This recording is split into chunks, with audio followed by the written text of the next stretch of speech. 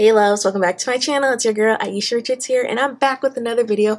As you can tell from the title and the thumbnail, we're going to be talking about the green flags in men. We've talked about the low efforts, the bums, the non-committables, the insecure guys, but we've never actually talked about the men that we probably should invest more time and effort into. So let's talk about it, okay? If you're anything like me, you drop men at the drop of a dime. But are we missing our blessings? Are some of these men maybe we should give a second chance to, or actually use our communication skills and express when we don't appreciate something and then when we don't like something? So I'm going to give you guys some signs that this guy is probably a good guy for you, someone that you may need in your life. And I don't want you ladies to be missing out on your blessings out there. So make sure you're listening well.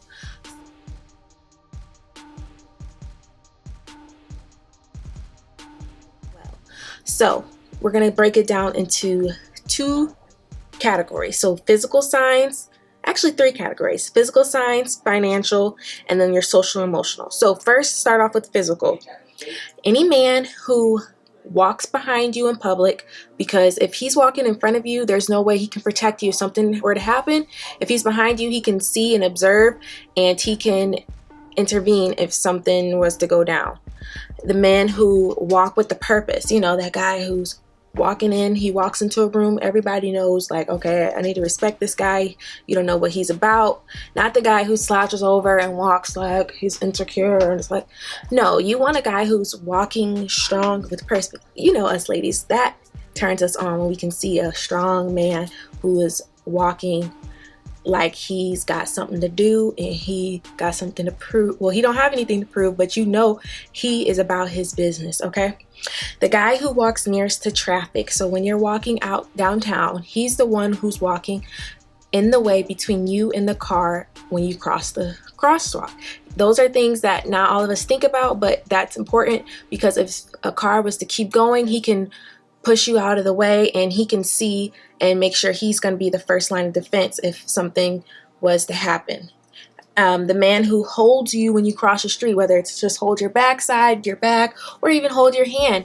Just again, another protection thing that I think of, especially after I've worked in the juvenile system. I think of all of these little things because it matters. The man who sits in direction of the exit sign when you guys go out. He's making sure he's watching, so if anything were to go down, someone wants to come in there and start a ruckus, he can get you out of there, or he can do whatever he has to do to protect you. He's healthy. We want a man who's in shape because that shows discipline. It shows that he has impulse control. We don't want an obese man who every time he thinks of donuts and Hershey's and pizza, he gets it. We want a man who's like, okay, no, I've already had this in my cheat, so I cannot eat this today. I maybe can eat it next week or the next day, and I need to work out. Shows discipline.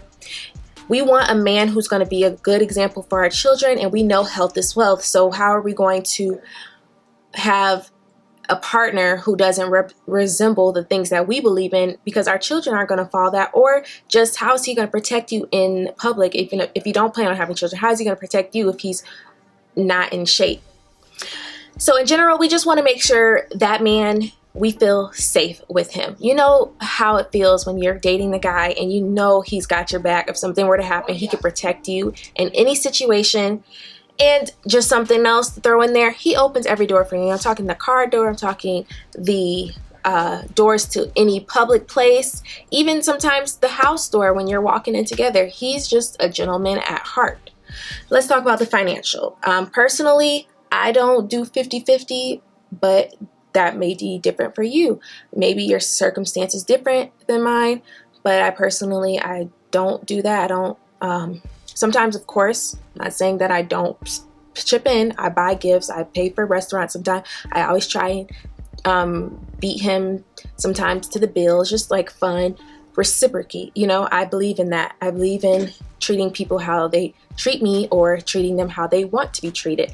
So this is different from every relationship, but a guy, to me, who pays the bills and he is paying for the bills at like restaurants and when you go out, that is something that I think is a good deal in a man.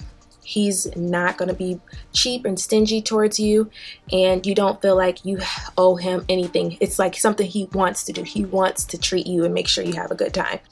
Obviously, sometimes women, we may be dating someone who's in college, or maybe he does a career change, and at that time he can't pay for everything. So you may need to figure out between your own household how you guys are going to split your entertainment and how you're going to split your needs, your necessities, like your bills. So that's something you need to have a discussion about.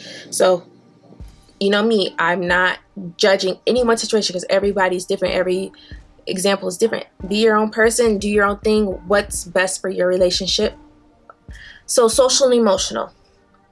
I say if he upgrades your whole life, like he puts you in a new car, he gets you the best bags, he upgrades your social circle, he connects you with people that you never thought you would be able to do, who can give you a promotion in your job. So basically he boosts your whole life all around, full circle. He's not just there leeching off of you. He has something to bring to the relationship. He's honest. He tells you the truth about yourself so you can work on your flaws and your insecurities, and he helps you with that. He doesn't just say, I don't like this, I don't like that, but he actually gives you solutions and advice to better yourself as a human being.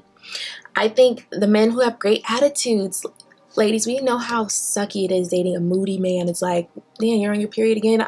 You're going up and down, up and down. And I don't even want to say the period thing because we men use that against women as a negative thing. But moody men, you never know how to approach them that day because you don't know what you're going to get. So the men who aren't moody, and they're pretty decent. You know what to expect. You never have to guess how their attitude is going to be. Assertive guy, so you know how the relationship, the dynamics are going to be. You understand your role and your place and what he has and what he expects from you, and then you know what you're going to get from him and you know what his job is. It's kind of hard dating a guy who's kind of blurry. His lines are rolled, the roles are blurry. You don't know what you're supposed to do. You feel lost, and that's not a secure place for a woman to be really feminine and embrace her femininity if her man is not assertive and he doesn't basically tell her how the relationship is, and then she gives her input, but it's kind of a blurry situation. I also say the problem solver is the man who you give us a problem to and he can help you solve that problem. That is always helpful. So if that man is good at giving you advice in keen situations, yes. He gets to know your family. We've been there with that guy who tries to separate us from our family. But this is the guy you want to keep around if he is interested in getting to know your mom, your brothers, your dads, your uncles, cousins. Like, he wants to know. He asks about them. He wants to meet them as soon as you guys start getting serious. That's the guy we want to keep around because he knows that it takes a village. So he doesn't want to disconnect you from them. He wants to encourage you to be with them because it's going to take everyone's help to even just support your relationship, and if you decide to have kids, to help raise the kids. Also, the great communicator, the man who expresses his feelings. It's so hard dating a guy who's a shell. He shuts off. He doesn't express himself. But we want to date that guy who's a great communicator. Think about that time when you had a situation and you didn't agree with something. Did he start an argument, or was he like, okay, let's sit down and talk about this. What exactly did you not like, and what could I have done better? So the great communicators, we love the great communicators. Let's give them another chance. He expresses his feelings and his concerns to you. And that man that allows you to be yourself. How rare is that? I feel like a lot of men these days are always trying to change us, but that guy who allows you to be yourself and to do the things that you want to do, perfect. And the man who tries to eliminate any uncomfortability in your life, any inconveniences in your life. For example, I dated a guy who knew I hated to cook. So he didn't make me cook because it's the woman's role. He did the cooking, and being me, I like reciprocity. Reciprocity? Let me look that word up. Shoot. I know how to say it, but I just can't. I can't think of it for real. Oh my God. It's reciprocity. Okay, I like reciprocity. So he decided to do all the cooking, so I did the cleaning. I'm talking deep clean the fridge out, get rid of anything that's expired. And this is not even my house, this is his place. Clean the stove, the walls, the cabinets, clean out the pantry. Okay, so I was doing my part. Don't try and bash me because I didn't cook. I don't like cooking. He understood that. He took away the inconvenience and didn't stress me about it, and he decided to take it upon himself and cook for me, letting me be myself, and again, allowing what's best for each partner to work in a relationship, not forcing me to do something that is not my expertise or that I don't enjoy doing. And the men who don't have any addictions in their life, no porn, no gambling,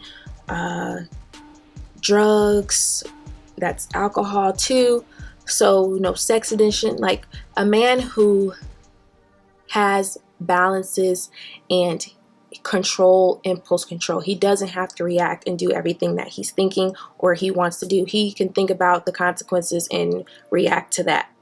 And then finally, the public respects this man too, not just you.